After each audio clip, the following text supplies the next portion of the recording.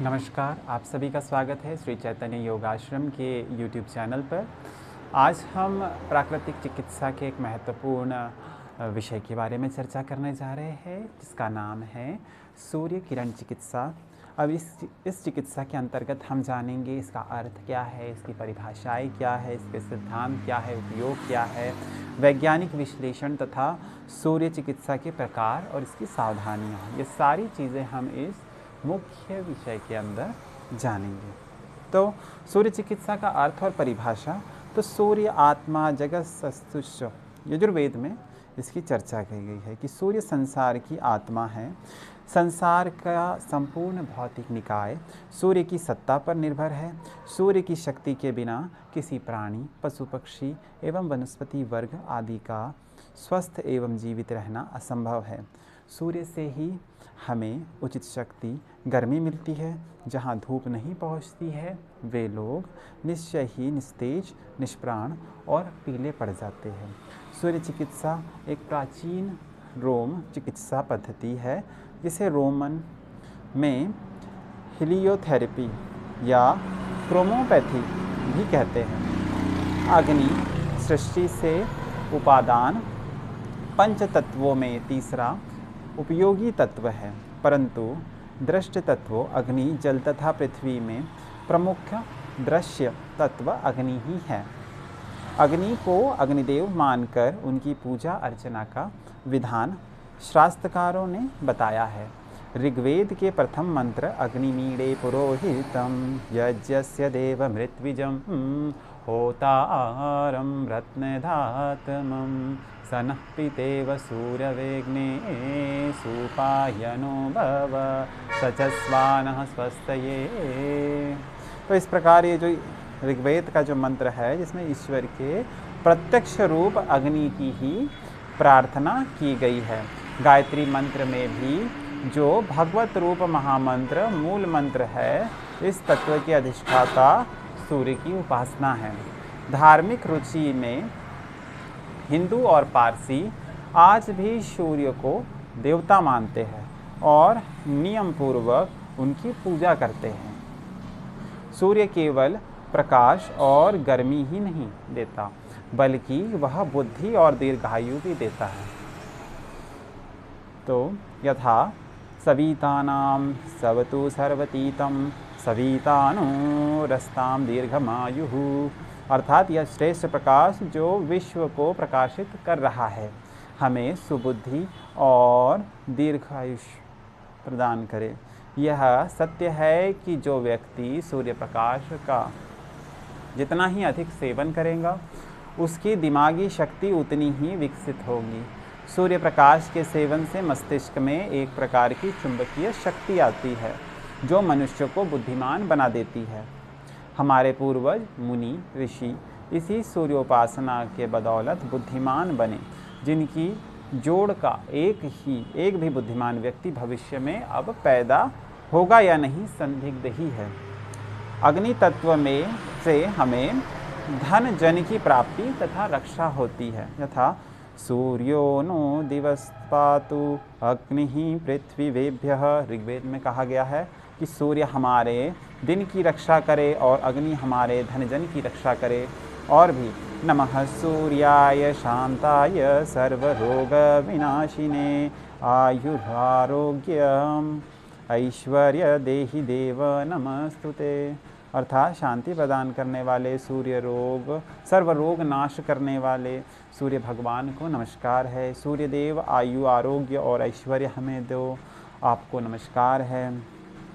विश्व के अन्य भागों के निवासी भले ही सूर्य के महत्व को भली प्रकार ना समझे हो, पर भारतवर्ष में तो आदिकाल से ही सूर्य को समस्त जड़ चेतन और सुर आदि को उत्पन्न करने वाला माना गया है।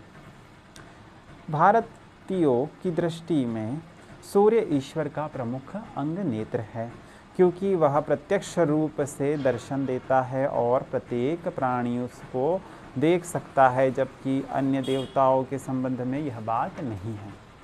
तैत्तिरीय ब्राह्मण में लिखा है कि उदय और अंत होते हुए सूर्य को ध्यान करता हुआ ब्राह्मण सभी सुखों को प्राप्त करता है। यजुर्वेद में आया है चक्षुः सूर्यरिजायत, अर्थात सूर्य भगवान का नेत्र है, परंतु वास्तव में सूर्य हम सबों का ही नेत्र है, क्योंकि सूर्य के ही प्रकाश से हम अपने नेत्रों का प्रयोग कर पाते हैं और उस प्रकाश के अभाव से हम लगभग अंधे हो ही रहते हैं। सूर्य का मनोहर वर्णन है कि एक चक्रो रथो यस्य दिव्य कनक भूषितः समे भवतु सुप्रीतः पद्महस्तो दिवाकरः, अर्थात जिस सूर्य का अकेला चलने वाला एक पहिए का अद्भुत सुवर्ण में अलंकृत रथ है, वह हाथ में कमल लिए हुए सूर्य मेरे ऊपर प्रसन्न हो। आगे वर्णन है तामम अवाह जात वेदो लक्ष्मी मन पगामिनीं यस्याम हिरण्यम विंदेयम गामश्वम पुरुषान हम, अर्थात हे जात वेद अग्नि नहीं जाने वाली लक्ष्मी हमें ला दे, जिससे हम हिरण्य सर्वादि मूल्यवान पदार्थों को प्राप्त करें तथा गायों और उत्तम पुरुषों को प्राप्त करें। स्वस्ति श्रद्धां यश प्रज्ञान विद्यां बुद्धि श्रियं बलम् आयुष्यं तेज आरोग्यम देहि मे हव्यवाहन, अर्थात हे हव्यवाहन हवन ग्रहण करने वाले अग्निदेव कल्याण यश श्रद्धा विद्या लक्ष्मी बल आयुष्य तेज एवं आरोग्य प्रदान करो। इस तरह देखते हैं कि हमारे ग्रंथ वेद में सूर्य उपासना संबंधी अनेक ऋचाएँ विद्यमान हैं और इस बात का प्रमाण है कि हम भारतवासी अनादिकाल से सूर्य की उपयोगिता मानते आ रहे हैं। हम आरंभ काल से ही सूर्य एवं अग्नि को देवता के रूप में पूजते आ रहे हैं, क्योंकि सूर्य के बिना जीवन की कल्पना भी नहीं की जा सकती। भारतवर्ष के साथ साथ रोम, यूनान, मिस्र सभी जगह सूर्य को देवता माना गया है। जापान में सूर्य के अनेक मंदिर हैं। दक्षिण अमेरिका में भी विशाल सूर्य मंदिर है। भगवान सूर्य की रोजमाना दीप्ति अर्थात सुंदर प्रभा शरीर के मध्य में मुख्य प्राण रूप होकर रहता है।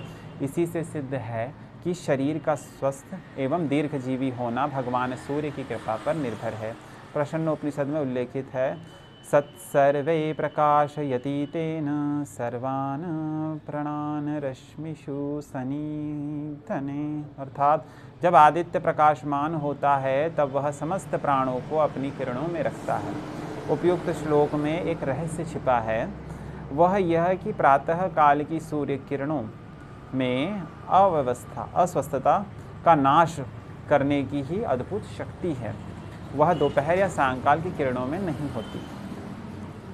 वेद भगवान कहते हैं प्रातः काल की आदित्य किरणों से अनेक व्याधियों का नाश होता है। सूर्य रश्मियों में विष दूर करने की अपूर्व शक्ति है। सूर्य तपः स्वेदबं लः सर्वरोग विनाशकः मेदच्छेदकरश्चैव बलोत्साह विवर्धन, अर्थात सूर्य की किरणें शरीर में स्वेद प्रवाहित करती है। स्वेदम लह, ठीक है, और सभी रोगों का नाश करती है। वे शरीर से चर्बी को छाट कर शक्ति और आनंद प्रदान करती है। गदुर्विस्फोट कुष्ठत्नम कामलाशोधनाशिकः ज्वरातिशारशूलानां हारको नात्र संशयः, अर्थात सूर्य रश्मियाँ दाद कष्टपूर्ण दाने कोढ़ जल ज्वर अतिसार तथा उदर शूल रोगों को नष्ट कर देती है। इसमें किंचित भी संदेह नहीं है। ठीक है, सूर्य रश्मियों के दैनिक प्रयोग से मनुष्य कफ पित्त एवं वायु के दोष से उत्पन्न सभी रोगों से मुक्त होकर 100 वर्ष पर्यंत जीवित रहता है। अर्थात सूर्य ही समस्त जगत की आत्मा है। प्लिनी का कथन है कि रोम में 100 वर्षों तक कोई चिकित्सा ही नहीं थी और रोम निवासी चिकित्सक का काम केवल सूर्य रश्मियों से लेते थे।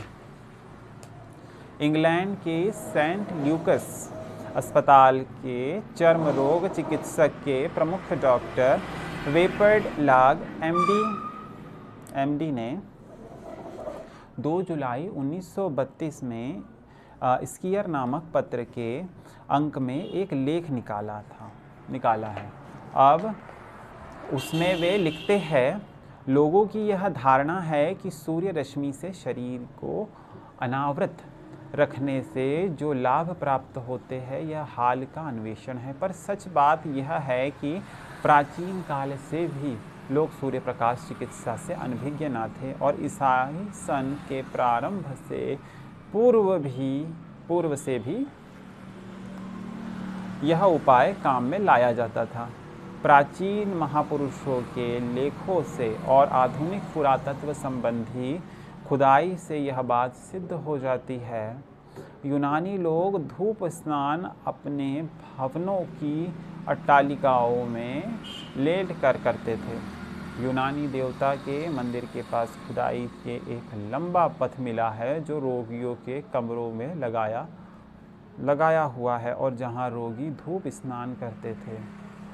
पोम्पी अड्डे के खंडहरों से यह भली भांति ज्ञात होता है कि प्रत्येक रोमन भवन में धूप स्नान गृह होता था।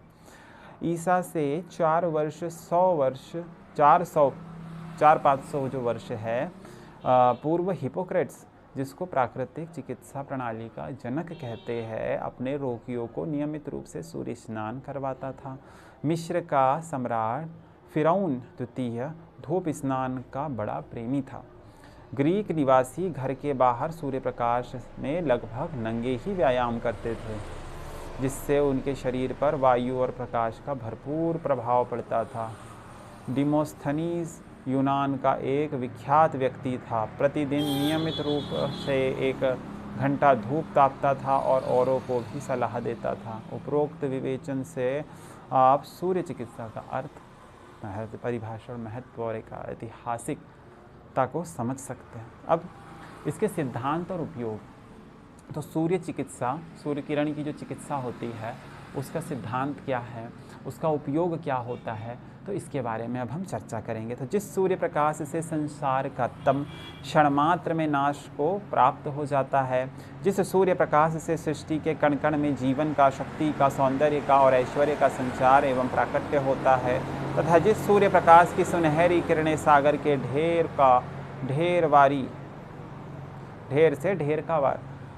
ढेर वारी बिंदु खींचकर अमृत वर्षा करके ग्रीष्मताम से झुलसी हुई वसुंधरा पर अपनी रगिनियों की माया बिखेर सकती है, उस सूर्य प्रकाश अथवा उसकी जीवनदायिनी स्वर्णिम रश्मियों के 2 सिद्धांत हैं।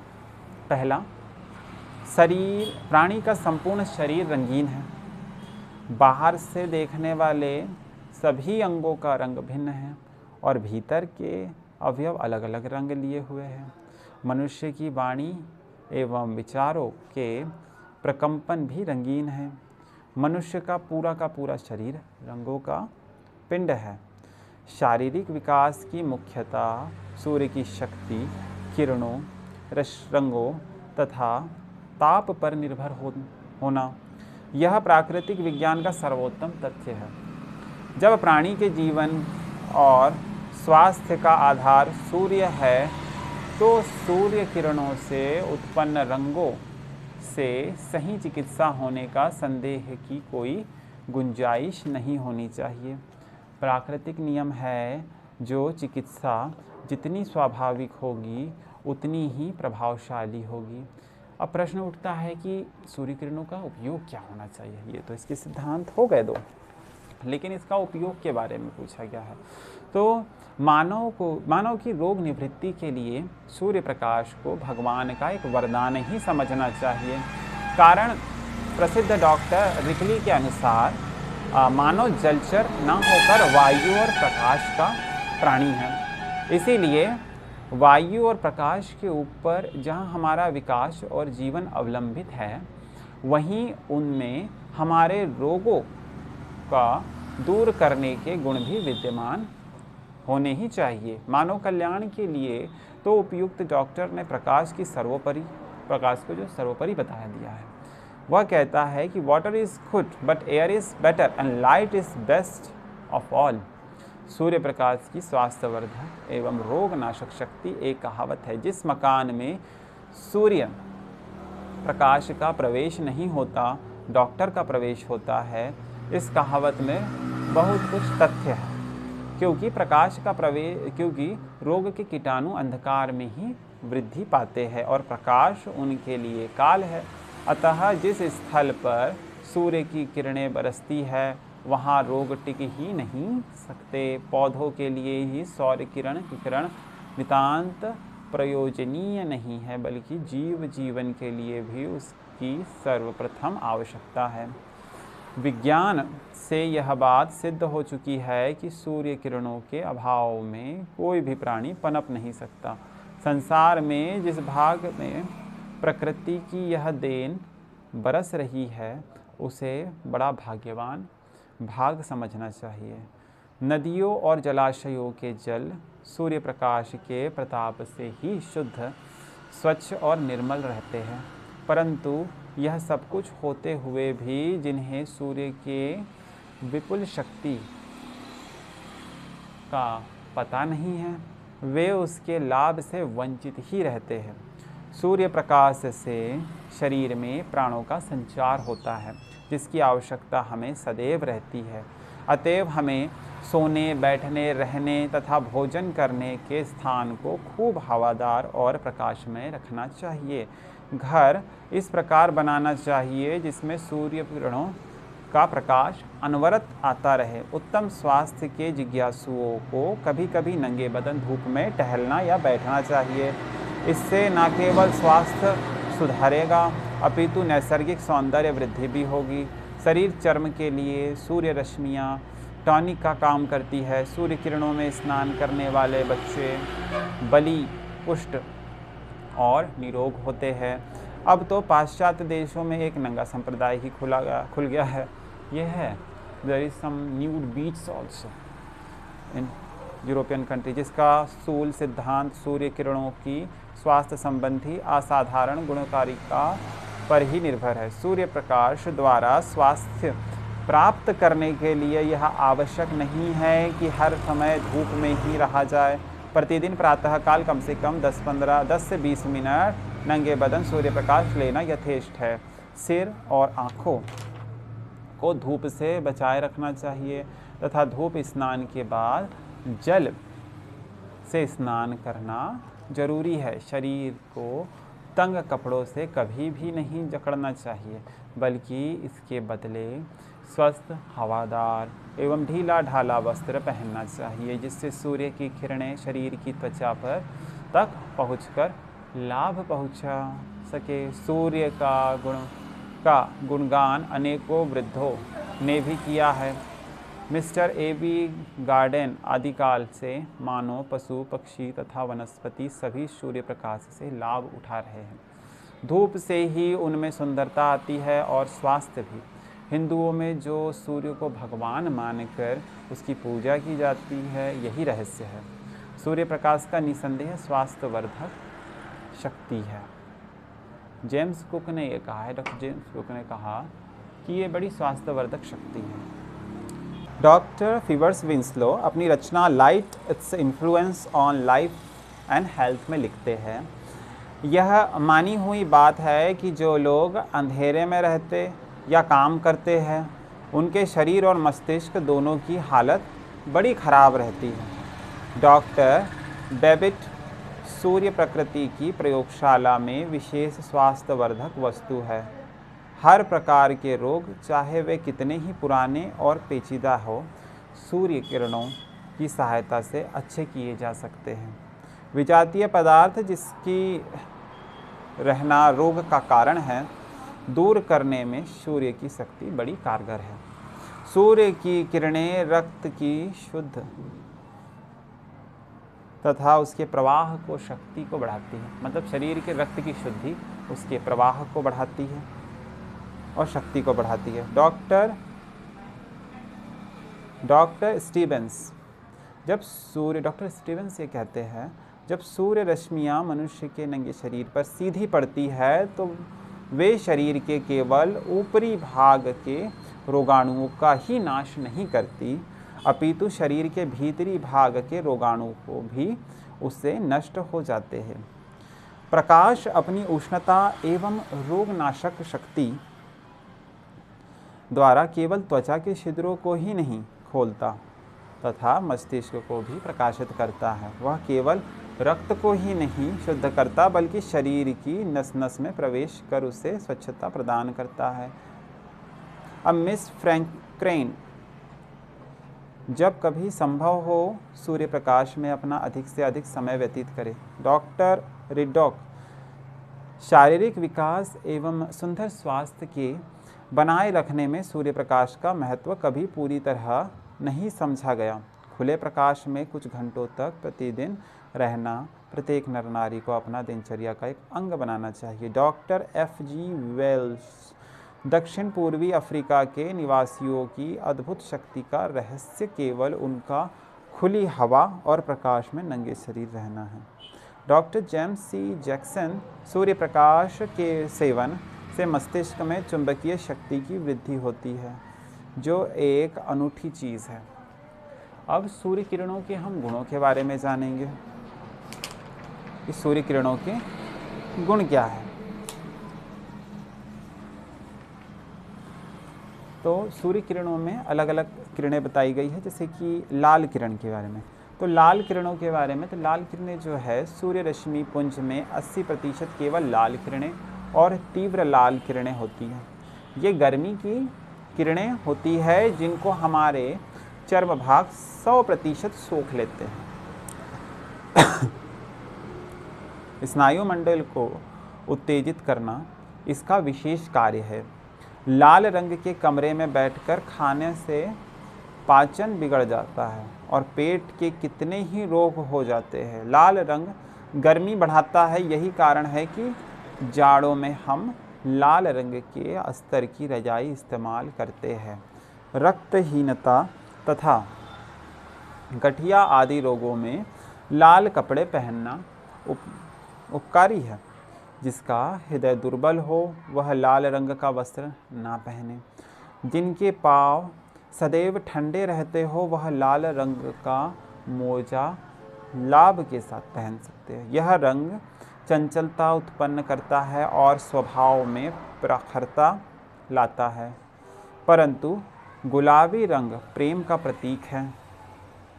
यह रंग वायु से जोड़ों का दर्द, सर्दी का दर्द, सूजन, मोच, लकवा, शीतांग आदि स्नायु मंडल के सभी रोगों के में उपकारी है। इससे लूले लंगड़े मनुष्य तक अच्छे हो जाते हैं। यह रंग विद्युत गुण वाला भी होता है। शरीर के निर्जीव भाग को चैतन्यता प्रदान करने में अद्वितीय है। शरीर के किसी भाग में यदि गति ना हो तो लाल प्रकाश डालने से उस भाग में चैतन्यता आ जाती है। विशेष रोगों में ही लाल किरण तप्त जल पीने के काम में आता है। अब इस जल को बहुत सोच समझकर पीना चाहिए। यह जल विशेषकर मालिश करने या शरीर के बाहरी भाग में लगाने या पट्टी देने के काम में आता है। यह जल एलोपैथी से भी अधिक गुणकारी होता है। यदि भूल से यह जल पी लिया जाए तो खून के दस्त अथवा उल्टी होने का भय रहता है। खून के दस्त, उल्टी। यह रंग प्रायः लगाने और मालिश करने के काम में आता है। कुछ रोगों में अन्य रंगों के साथ मिलाकर पीने को भी दिया जाता है। यह रंग आँखों में ना पड़ना चाहिए वरना ये खराब हो सकती है। शरीर में लाल रंग की कमी से सुस्ती अधिक होती है, निद्रा अधिक सताती है, भूख घट जाती है तथा कब्ज भी रहती है। नेत्र और नाखून नीले हो जाते हैं तथा दस्त का रंग चिकटा या नीला हो जाता है। शरीर में लाल रंग की वृद्धि से त्वचा में सूजन आ जाती है और गर्मी के विकार उभर आते हैं। लाल रंग बढ़ाने से नीला रंग या उसका प्रभाव दबता है। शौर्य चिकित्सा में पित्त का रंग लाल माना गया है। ज्वर, प्लेग ज्वर के आरंभ में आधा लाल आधा गहरा नीला तप्त जल जरूर देना चाहिए। हैजे की असाध्य अवस्था में भी यह जल 15 ग्राम किंतु एक बार अवश्य पिलाना पड़ता है। इसी प्रकार लाल किरण तप्त तेल की मालिश किसी रोग के कारण कड़े पड़े हुए अंग को अथवा भीतरी स्नायुओं और मांसपेशियों के कमजोर पड़ जाने पर उत्तेजना और स्फूर्ति पैदा करने के लिए लाभकारी है। इससे भीतरी अवयव अपने अपने स्थान पर ठीक आ जाएंगे और सजीव हो उठेंगे। अब अगला रंग है नारंगी रंग। यह रंग भी गर्मी बढ़ाता है। यह रंग पुराने रोगों में 3 दिन तक पहले पहर देकर पेट को साफ करने के काम में लाया जाता है और तब असल रोग की दवा दी जाती है। यह रंग दमा रोग के लिए लाभकारी होता है, नारंगी रंग। अब नसों की बीमारी और लकवा आदि वात व्याधियों की एक ही औषधि है। तिल्ली के बढ़ने, मूत्राशय और आंतों की शिथिलता, उपदंश आदि रोगों में भी नारंगी किरण तप्त जल काम में आता है। अब पीली किरणें, तो पीली किरणों का प्रभाव पेट, जिगर, तिल्ली, फेफड़ों तथा हृदय के रोगों में विशेष रूप से हितकर है। इससे पेट की गड़गड़ाहट, पेट फूलना, पेट में पसीना होना, कोष्ठबद्धता, अजीर्ण, कृमि रोग, पेट विकार आदि रोग दूर होते हैं। पीली किरण तप्त जल अथवा थोड़ा थोड़ा कुछ दिन तक पीने से लाभ होता है। अधिक मात्रा में सेवन करने से कभी कभी तो पेट में इतनी गर्मी बढ़ जाती है कि दस्त आने लगते हैं। यह जल युवक और युवतियों पर अपना प्रभाव तुरंत दिखलाता है। यह जल अधिकतर पीने के काम में प्रयोग होता है, मगर आवश्यकता पड़ने पर इसे मालिश और अन्य रंगों के जलों के साथ मिलाकर पट्टी रखने के काम में भी आता है। इस रंग की कमी तथा हल्के नीले रंग की वृद्धि से शरीर में पेट रोग, गुल्म रोग, शूल, पसली का दर्द, मसूड़ों का दर्द, योनिजन्य शूल, कृमि, दिल का रोग, फेफड़ों का रोग, कोष्ठबद्धता तथा शोथ उत्पन्न हो जाता। इस रंग की वृद्धि से शरीर में दर्द, उठना, धड़कन, दर्द आदि उत्पन्न हो जाते हैं। इस रंग के बढ़ाने से लाल और नीला रंग मिश्रित के जो कुप्रभाव होते हैं वे मिट जाते हैं। वात तथा कफ जनित रोगों को यह रंग शीघ्र दूर करता है। सूर्य चिकित्सा में वात का रंग पीला माना गया है। अब अगला रंग है चौथा, वो है हरा रंग। अब जो हरे रंग की जो किरणें हैं, जो किरणों में हरा रंग होता है, उसके प्रभाव के बारे में पूछा है। तो इसका स्वभाव मध्यम है। यह रंग आँख और त्वचा के रोगों में विशेष उपकारी है। यह रंग भूख बढ़ाता है। जिसको गर्मी, खुजली या नासूर आदि चर्म रोग हो, उन्हें हरे रंग का कपड़ा पहनना चाहिए। चेचक रोग में यह रंग बड़ा लाभ करता है। अब इससे हाथ पाँव का फटना, दर्द, खाज, फोड़ा, गंज, रक्तपित्त आदि, छाती, नाक, मुंह, गुदा द्वारा रक्त गिरना, स्त्रियों का रक्त प्रदर, बवासीर आदि हो जाता है। शरीर को पकने वाले, सड़ने वाले, बहने वाले, दुर्गंध युक्त किसी भी दवा से ना अच्छा होने वाले इस प्रकार के विकार निसंदेह दूर हो जाते हैं। इस हरी रंग की किरणों वाले जल का सेवन, तेल से मालिश वगैरह, तेल का उपयोग शरीर पर लगाने के लिए किया जाए तो। अब यह रंग ठंड पहुँचाने वाला है, ज्ञान तंतुओं और स्नायु मंडल को बल देता है। यह रंग कटी व मेरुदंड के निचले भाग के विकारों खासतौर पर दूर करने वाला है। स्वप्न दोष को भी नाश करने वाला है। अब हरी किरणें तप्त जल पीने, हरी किरणों से युक्त जो होता है वो तप्त जल पीने, पट्टी रखने, मालिश का काम में आता है। अब इस रंग की कमी और लाल रंग की वृद्धि से शरीर में फोड़े, फुंसी, खुजली, दर्द, दाद आदि त्वचा के रोग उत्पन्न हो जाते हैं। और हरा रंग बढ़ाने से लाल रंग के विकार दबते हैं। अब हरा रंग मस्तिष्क की गर्मी शांत करने और आँख के रोगों में अचूक है। समय से पहले ही सफ़ेद होने वाले बाल इस रंग के प्रयोग से फिर काले हो जाते हैं और हरा तप्त तेल सिर पे पिछले भाग में लगाने से स्वप्न दोष तथा धातु संबंधी रोग मिट जाते हैं। सिर और पाँव में लगाने से नेत्र रोग नहीं होते और नींद अच्छी आती है। कर्ण रोगों में इस तेल को कान में डालते हैं। आसमानी रंग की किरणें, यह रंग ठंडक और शांतिदायक है। इसमें विद्युत शक्ति होती है।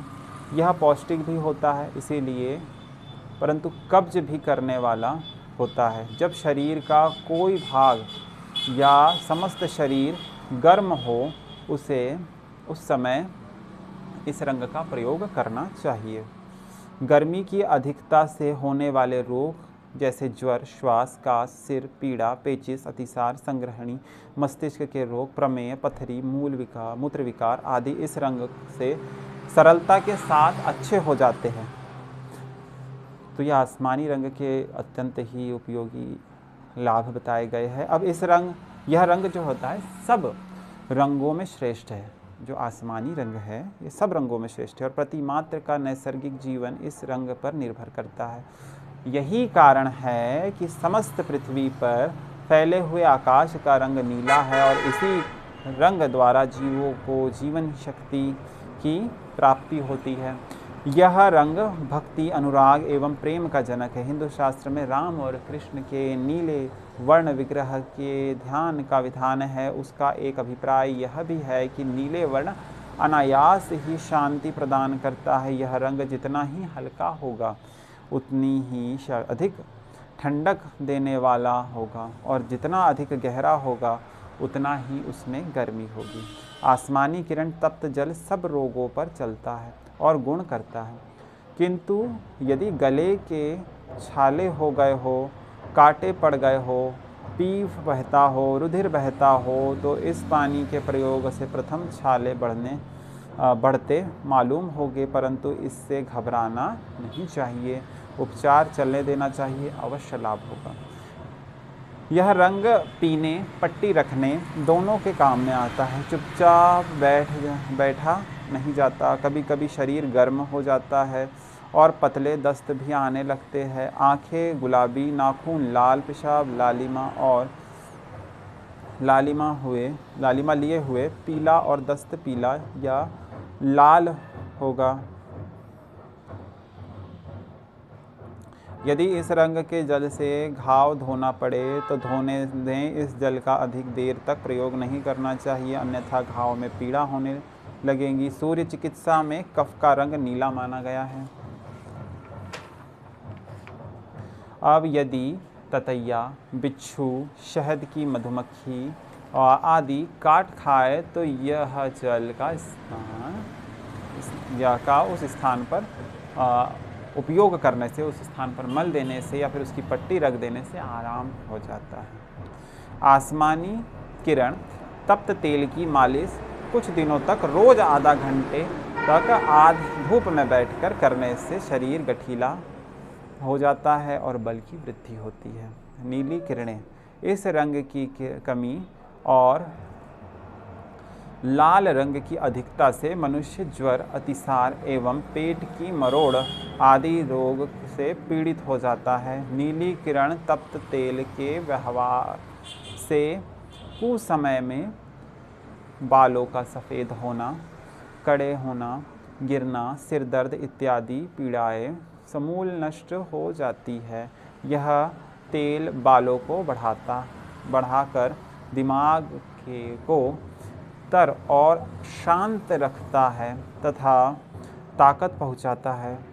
101 डिग्री बुखार से ऊपर सूर्य किरण जल काम में आता है। कीटाणुनाशक कीड़े, फोड़े फुंसी जो हो जाते हैं, गले के रोग हो जाते हैं, टॉन्सिल्स है, मुंह के छाले है, और तो इस नीले रंग की किरण वाला जो जल होता है उससे कुल्ला करना चाहिए, उससे बड़ा लाभ होता है।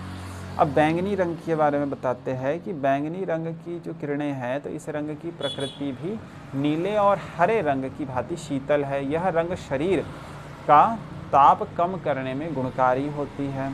शरीर में इसकी कमी हो जाने पर हैजा, अतिसार, प्रलाप आदि रोग उत्पन्न हो जाते हैं। पागल कुत्ते के काटे मस्तिष्क दुर्बल तथा हृदय की धड़कनों में बैंगनी किरण तप्त जल लाभ करता है। यह विद्युत किरणें भी कहलाती है, जिस पर पृथ्वी के सभी प्राणियों का जीवन निर्भर है। अल्ट्रावायलेट या नीलोत्तर किरणें। अब नीलोत्तर किरणों के बारे में बताते हैं तो इन किरणों का अदृश्य किरणों या अष्टम किरणें भी कहते हैं। भयंकर से भयंकर रोग कीटाणु तत्काल नष्ट हो जाते हैं। इसमें विषनाशक शक्ति में विद्यमान है। यह किरण विटामिन का स्वाभाविक स्रोत है। इस किरण में जीवन शक्ति एवं स्वास्थ्यवर्धक गुण तो अनंत है ही, पर इसको प्राकृतिक रूप में प्राप्त करना बड़ा कठिन है। कारण नमी और धूल से भरे वातावरण में को भेद कर ये किरणें हम तक बहुत कम पहुंच पाती है। ये किरणें केवल सूर्योदय के समय ही थोड़ी मात्रा में प्राप्त की जा सकती है, वह भी नंगे बदन रहने पर। क्योंकि यह बात प्रयोग से सिद्ध हो चुकी है कि ये किरणें सूक्ष्म से सूक्ष्म वस्त्रों को भी भेद नहीं पाती, जिससे शरीर हर समय वस्त्रों से लदा रहने के कारण उदार प्रकृति ने के इस महान वर को प्राप्त नहीं कर सकता। अब इस अमृत के लाभ को उठाने के लिए स्वास्थ्य विशेषज्ञ सूरज निकलने के पहले उठने का आदेश देते हैं। नंगे सिर नंगे बदन स्वर्ग बेला में वायु का सेवन के लिए खुले मैदान में निकल जाने का अनुरोध करते तथा नंगे बदन ही सूर्य के सामने खड़े होकर उसको जल चढ़ाने आदि धार्मिक कृत्यों की व्यवस्था देते हैं। पर हम में से कितने हैं जो उनके कहने को मानकर अमृत तुल्य नीलोत्तर किरणों का लाभ उठाते हैं? ये तो अत्यंत कठिन है, क्योंकि उस हिसाब से व्यवस्था नहीं बन पाती है, उस हिसाब से कार्य नहीं हो पाता। ठीक है, अब निरावृत खेत की फसलों पर जब सुबह सुबह नीलोत्तर किरणें पड़ती है तो ये किरणें उनके द्वारा खींच या सोख ली जाती है, जिनसे उनकी उपज में विटामिन की वृद्धि हो जाती है। उसी प्रकार जब ये किरणें मनुष्य के नंगे बदन पर पड़ती है तो ये तत्काल त्वचा द्वारा खून में प्रवेश कर जाती है और अंदर पहुंचकर विटामिन डी की वृद्धि करती है और जीवन शक्ति बढ़ाती है, जिससे शरीर में काफ़ी मात्रा में लाल रक्त उत्पन्न होकर वह अधिकाधिक बलवान हो जाता है। डॉक्टर बर्नर मैकफेडन के कथनानुसार ये किरणें अपने आश्चर्यजनक गुणों के साथ ही रक्त में कैल्शियम की मात्रा बढ़ा देती है और इसी से ये कार्ट लिवर ऑयल से ही अधिक गुणकारी है। यह भी सिद्ध हो चुका है कि ये किरणें विटामिन ए के प्रभाव को अधिक शक्तिशाली बना देती है।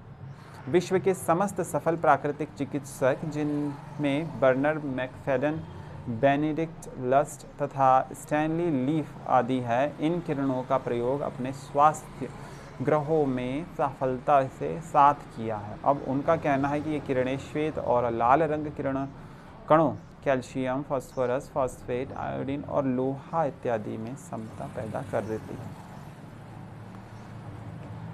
तो इस तरीके से सूर्य किरणों के रंगों का वैज्ञानिक विश्लेषण भी उन्होंने बताया है कि नारंगी रंग जो होता है वो अल्कलाइन होता है, बेरियम, आयरन, कॉपर, आर्सेनिक इसमें होता है। हरे रंग में, नीले रंग में, हरे रंग में बताया है कि उसमें बेरियम होता है, कार्बन होता है, क्लोरोफिल होता है, क्लोरीन है, कॉपर है। और वहीं नीले रंग में aluminium, barium, chloroform, cadmium and copper. थोड़ा सा कॉम्प्लिकेटेड है। अब सूर्य किरणों के प्रकार उन्होंने बता दिया है कि सूर्य किरण चिकित्सा के प्रकार हैं कि किस किस प्रकार के चिकित्सा हो सकती है सूर्य किरणों की। तो इसमें थोड़ा शॉर्ट करेंगे। तो जैसे कि उन्होंने साधारण धूप स्नान, साधारण तरीके से धूप में स्नान करना है, उसमें कोई भी अन्य चीज़ों का उपयोग नहीं।